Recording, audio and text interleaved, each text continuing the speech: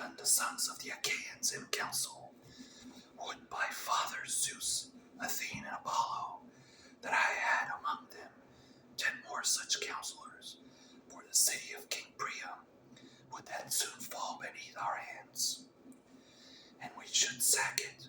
But the son of Cronus afflicts me with bootless wranglings and strife. Achilles and I are quarreling about this girl, in which matter I was the first to offend. If we can be of one mind again, the Trojans will not stave off destruction for a day. Now, therefore, get your morning meal, that our hosts join in fight. Whet well your spears, see well to the ordering of your shields, give good feeds to your horses, and look your chariots carefully over, that we may do battle the livelong day, for we shall have no rest, not for a moment, till night falls to part us. The bands that bear your shields shall be wet with the sweat upon your shoulders. Your hands shall weary upon your spears. Your horses shall steam in front of your chariots. And if I see any man shirking the fight, or trying to keep out of it at the ships, there shall be no help for him, but he shall be a prey to dogs and vultures. Thus he spoke, and the Achaeans roared applause, as when the waves run high before the blast of the south wind and break on some softly headland, dashing again it, buffeting and without ceasing, as the storms from every quarter drive them. Even so, the Achaeans rise and hurry in all directions to their ships. There they lighted their fires at their tents and got dinner, offering sacrifice every man to one or other of the gods, and praying each one of them that he might live to come out of the fight. Agamemnon, king of men, sacrificed a fat 5-year-old bull to the mighty son of Cronus, and invited the princes and elders of the host. First he asked Nestor and King Idomeneus, then the two Ajaxes and the son of Tydeus, and sixthly Odysseus, peer of gods in council. But Menelaus came of his own accord, for he knew how busy his brother was then. For he knew how busy his brother then was. They stood round the bowl, but the barley meal in their hands, and Agamemnon prayed, saying, Zeus, most glorious, supreme, that dwellest in heaven, and ridest upon the storm cloud, grant that the sun may not go down, nor the night fall, till the palace of Priam is laid low, and its gates are consumed with fire.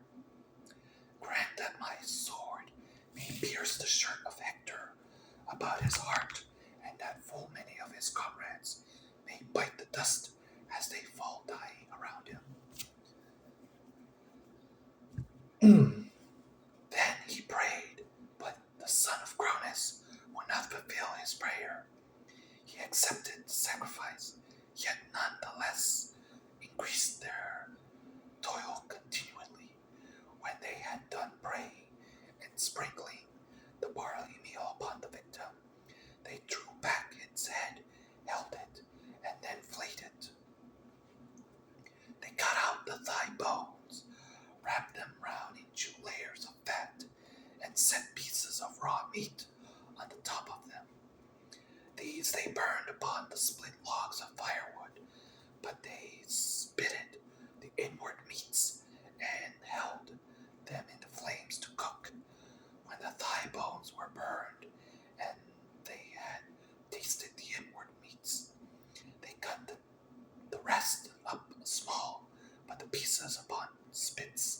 roasted them till they were done, and drew them off. Then, when they had finished their work and the feast was ready, they ate it, and every man had his full share.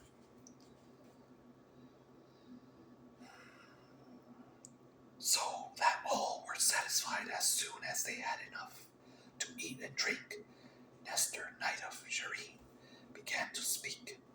King Agamemnon, said he, let us not stay talking here, nor be slack in the work that heaven has put into our hands.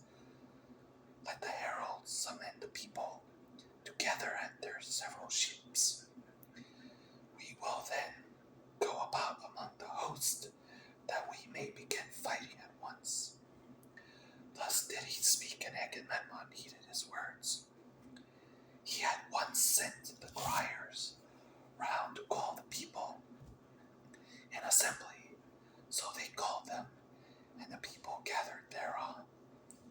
The chiefs about the son of Atreus chose their men and marshaled them, while Athene went among them holding her priceless Aegis, that knows neither age nor death.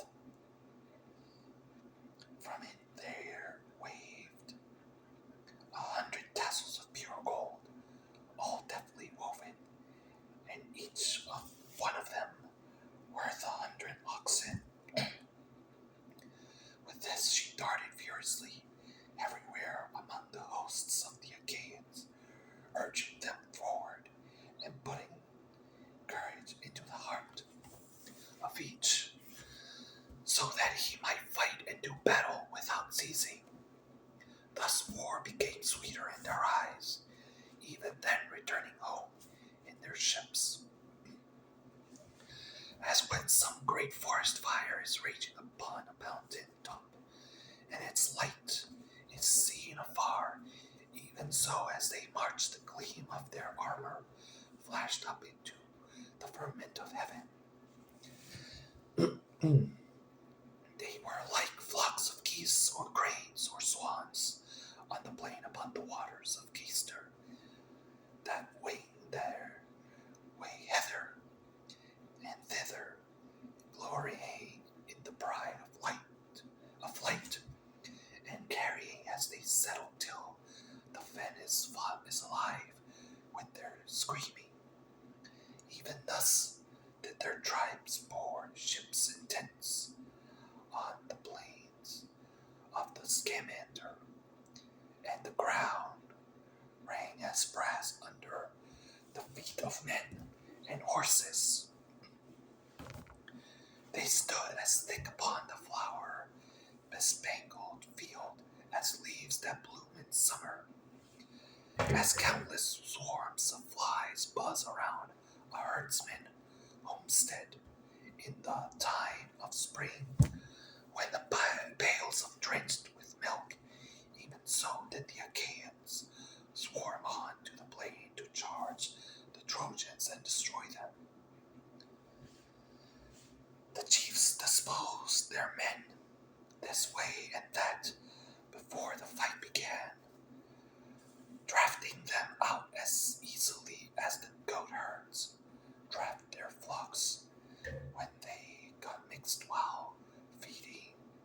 And among them went King Agamemnon, with a head and a face like Zeus the Lord of Thunder, a waist like Ares, and chest like that of Poseidon.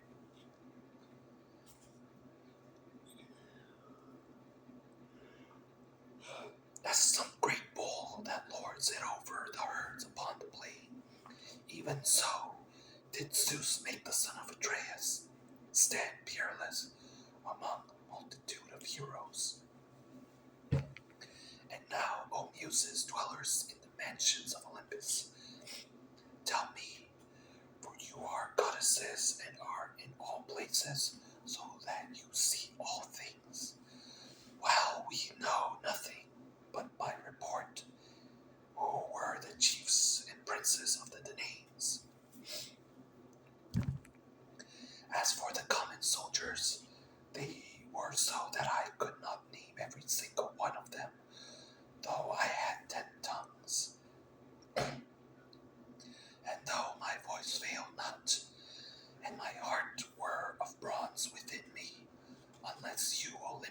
Muses, daughters of Aegis bearing Zeus, were to recount them to me. Nevertheless, I will tell the captains of the ships and all the fleet together. Menelaus, Latus, Arcelius, Prothoner, and Clonius were captains of Boeotians. These were they that dwelt in Hyria, and of Etonius, with Thespia, Graea, and the fair city of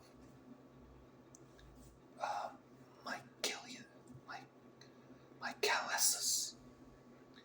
They also held Harma, Elysium, and Erythrae, and they had Elion, Hyli, and Petion, Ocalia, and the strong fortress of Medion, Copae, Eudrisus, and Thisbe, the haunt of doves, Coronea, and the pastures of Haliartus, Platea, and Glitzis, the fortress of Thebes Celeste, holy on Justus, with its famous grove of Poseidon, Arne, rich in these there, came 50 ships, and in each there were 120 young men of the Boeotians, as Calathus and Ealmenus, son of Ares, led the people that dwelt in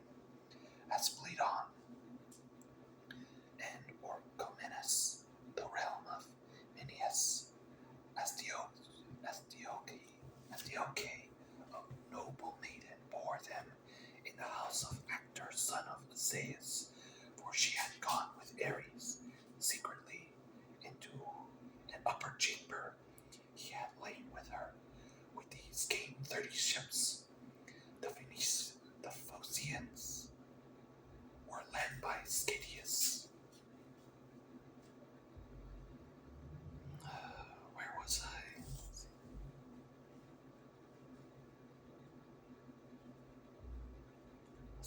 A noble maiden bore them in the house of Actor, son of Zeus, for she had gone with Ares secretly into an upper chamber, and had lain with her.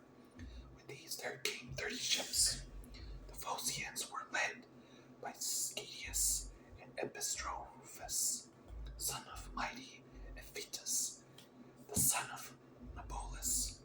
These were they that held Cyparissus,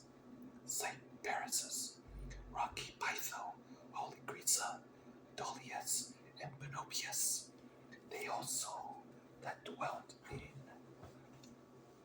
Anamore and Hyampolis, and about the waters of the river Cephissus and Lilia. By the spring of the Cephissus, with their chieftains, came 40 ships, and they marshaled the forces of the Phocians, which were stationed next to the Boeotians on their left. Ajax, son of Olaus, commanded the Locrians. He was not so great, nor nearly so great as Ajax, the son of Telamon.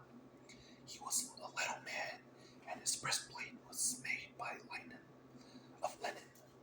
But in use of the spear he excelled all the Hellenes, and the Achaeans. These dwelt in Sinus Opus, Caliaris, Nessa Scarphe, fair Achaea, Tarphe, and Thronium, about the 30 Boagrius.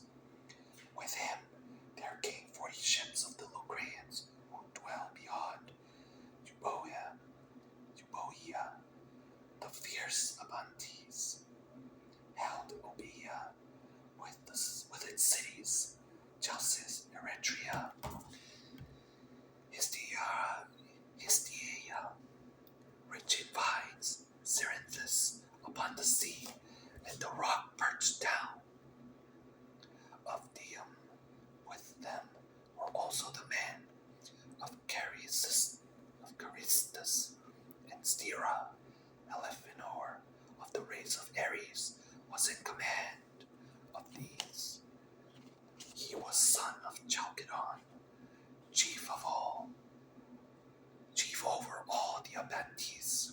With him they came fleet of foot and wearing their hair long, brave warriors who would strive to tear upon the corselets of their foes with their long ashen spears. Of these there came 50 ships, and they that held the strong city of Athens, the people of great Erytheus, who was born with the soil itself. But Zeus's daughter, Athene, fostered him and established him at Athens in her own rich sanctuary.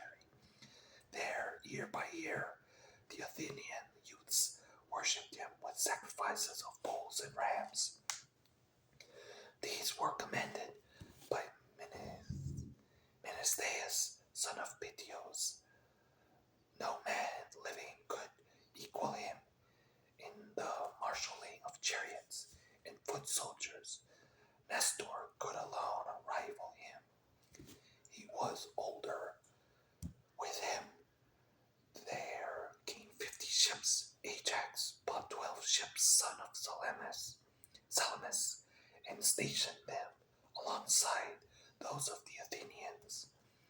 The men of Argos again, and those who held the walls of Tiryns with Hermione and Athene upon the Gulf, Troezene, Ione, and the vineyard lands of Epidaurus, the Achaean youths, moreover, who came from Aegina and Masus.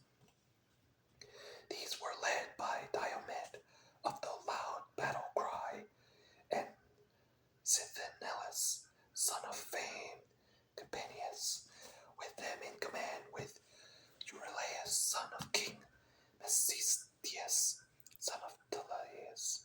But Diomed was chief over them all.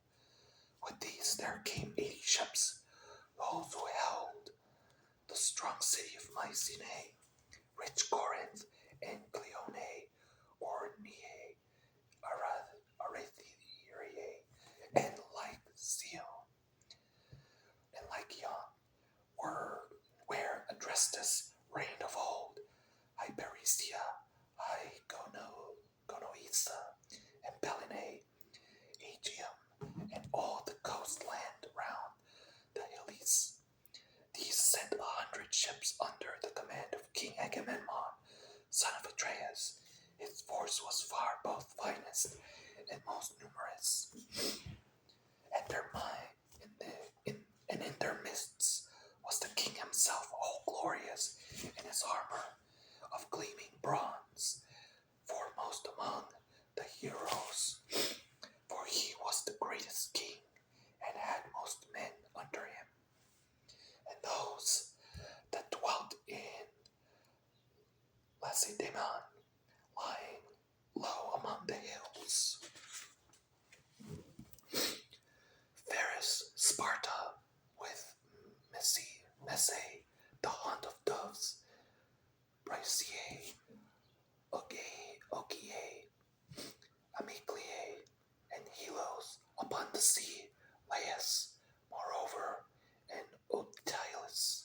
These were led by Menelaus of the loud battle cry, brother to Agamemnon, and of them there were 60 ships drawn up apart from the others.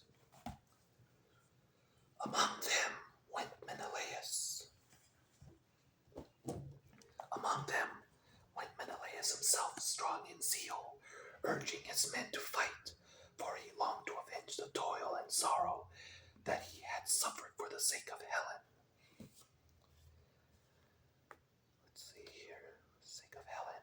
The men Pylos of Arene and Thrium were where is the ford of the river Aegeus, strong like P.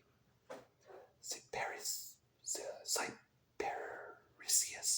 and Amphicene, Betellium, Hellos, and Doria, where the Muses met the Maris and stilled his minstrelsy of forever.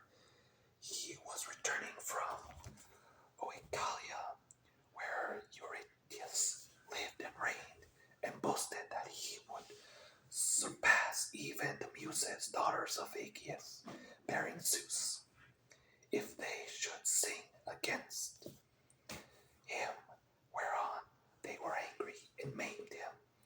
They robbed him. Let's see.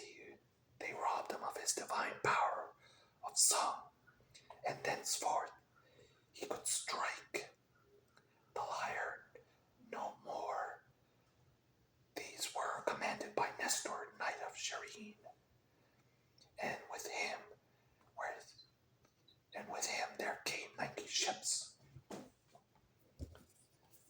Give me a second. My cat is apparently scratching my couch.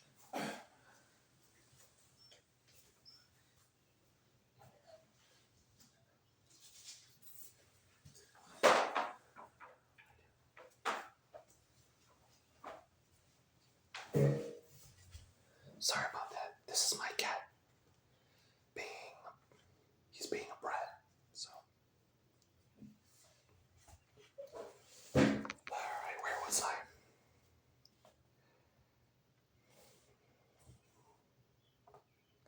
And those that held Arcadia under the high mountain of Silene near the tomb of Aepatus, where the people fight hand to hand, the men of Phineas also, and Orchomenus, rich in flocks of Rhipae, Strati and Bleak, and Ispe of Tegea, and fair Mantinea of Stymphalus, and Parasia of these King Agapenor, son of Ancaeus, was commander, and they had 60 ships. Many Arcadians, good soldiers, came in, each one of them, but Agamemnon found them the ships in which to cross the sea, for they were not people that occupied their business upon the waters. The men, moreover, of Buprasium and of Elis, so much of it as is enclosed between Hermine, Mercinus upon the seashore, the rock, Olene, and Elysium. They had 4 leaders, and each of them had 10 ships, with many Epians on board, their captains with Amphimachus and Thalpius, the one son of Ctesias, and other of Eurytus, both of the race of Actor. The 2 others were Diores, son of Amarynceus, and Polixenus, son of King Agastinus, son of Augeas, and those of Dulichium with the sacred Achaean islands, who dwelt beyond the sea of Elis, were held by Meges,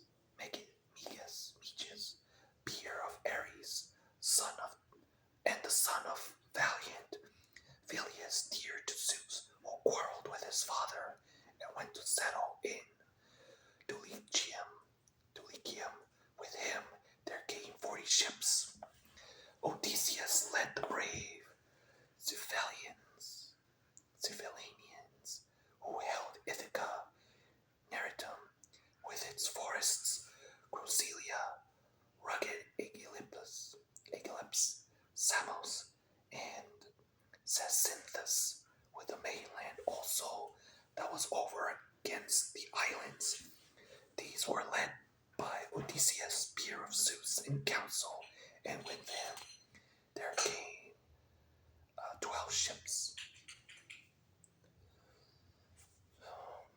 The famous spearsman Idomeneus led the Cretans, who held Zenosis and the well-walled city of Cortis, Lictus, also Miletus, and Lycastus, that lies upon the chalk, the populous towns of Phaetus and Rhetium, with the other peoples that dwelt in the hundreds of cities of Crete.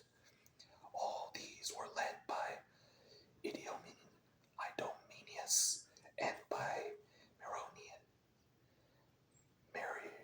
Meriones, peer of murderous Ares, and these there came 80 ships.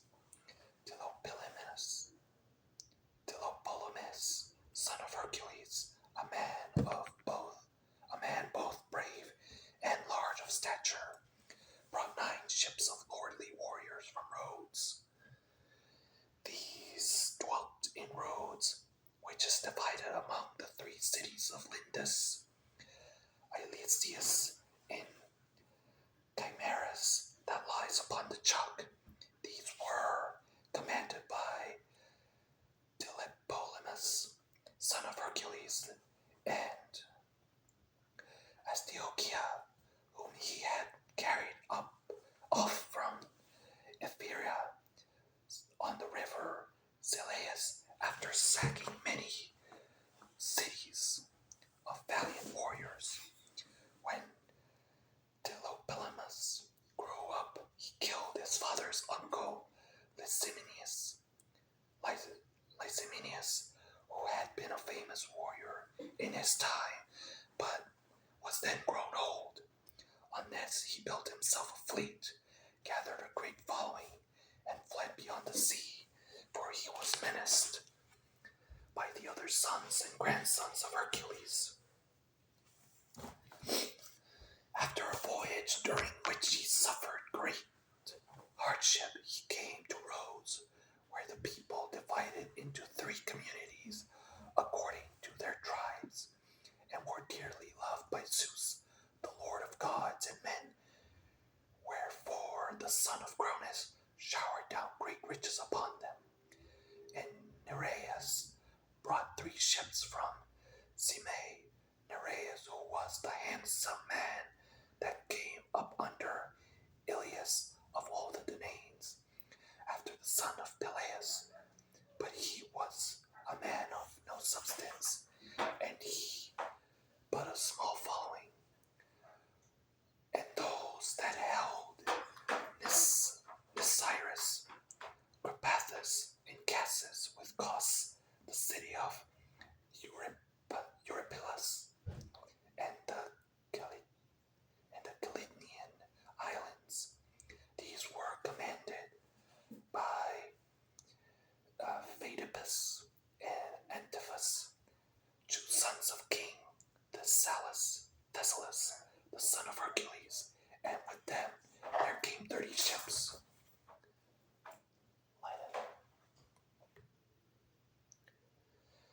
Those again who held Pelisgic, Argos, Alos, Alope, and Trachis,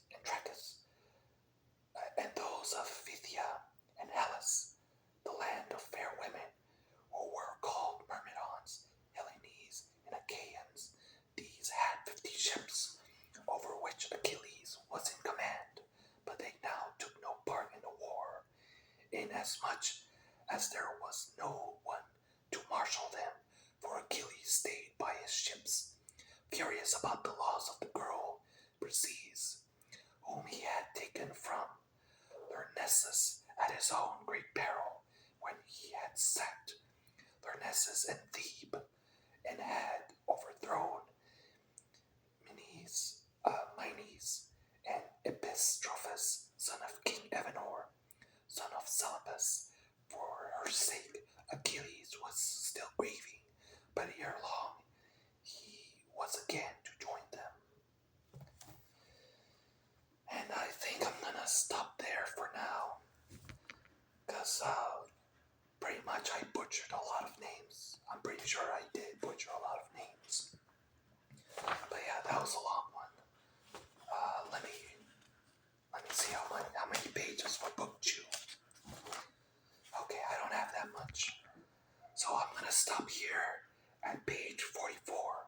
And I'll see you next time. If you enjoyed the video, please like and subscribe. And I'll see you next time. Goodbye.